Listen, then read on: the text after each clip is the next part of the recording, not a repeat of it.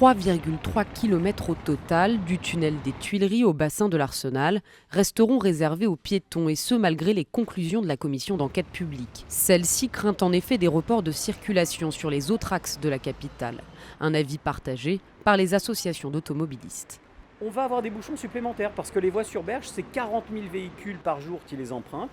Et ces véhicules-là vont devoir trouver des itinéraires de substitution dans Paris. Du côté des commerçants du secteur, on s'inquiète également d'une baisse de la fréquentation due aux nuisances sonores et à la pollution. J'ai en face de moi une circulation déjà assez pénible parce que déjà trop nombreuse. S'ils ferment en bas, ça va être pire. Autant vous dire que toute la partie apéritif, happy hour, tout ça, ça donne rien du tout puisque aucun intérêt de s'asseoir devant une autoroute.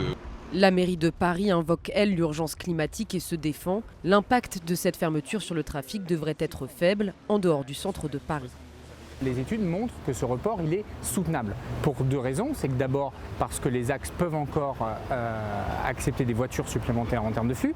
Et deuxièmement, c'est que quand vous fermez une voie, vous n'avez pas un report de l'intégralité du circuit. Selon un sondage IFOP, 60% des Parisiens seraient favorables au projet. À la fin du mois, le Conseil de Paris doit examiner les travaux nécessaires à l'élaboration de la future promenade.